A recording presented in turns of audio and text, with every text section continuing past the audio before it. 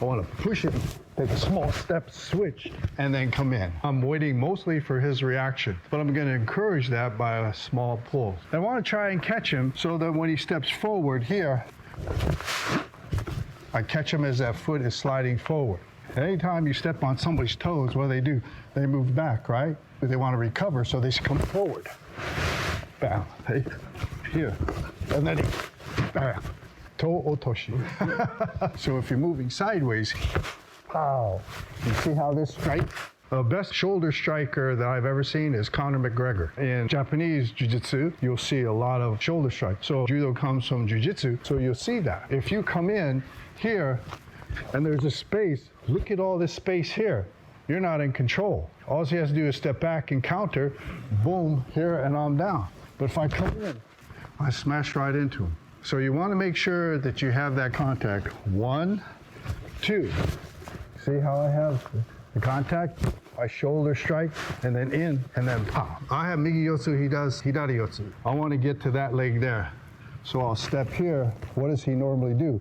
He'll step away to avoid that. This foot here, the right foot, gonna come up, turn, and then come right in.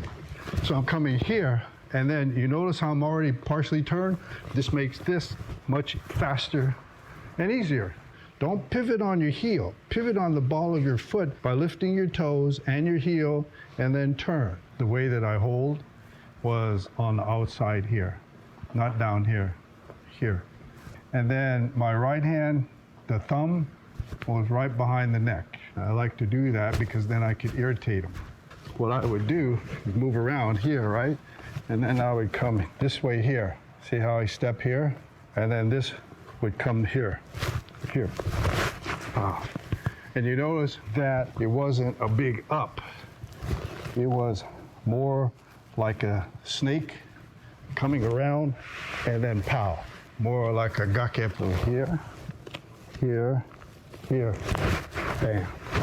Many times it would end up here, and then I would drop all the way down here into Osoto Toshi. So now we're going to do it in kind of a circular motion. So I'm going to step in here. See how I bring him around? I'm going to step in here. You notice shoulder contact already? I have him in tight. I'm going to bring this foot up here.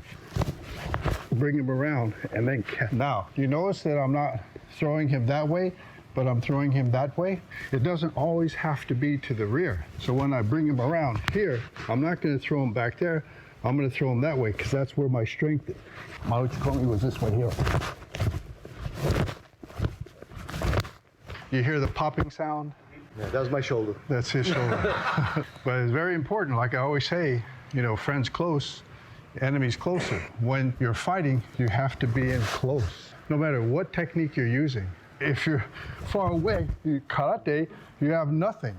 Kendo, if you're so far away, you have nothing. So my is the front, I is my opponent, my eye. That's the distance between the two of us. It has to be close, regardless of the technique you're doing. Has to be close. Now, I've given you a number of ways to do it, and I do that because you're going to be able to pick. So there's a nice menu, all right? So here, 1, 2, 1, 2, 1, 2. But remember, friends close, enemies closer. Shoulder to shoulder. A little finesse.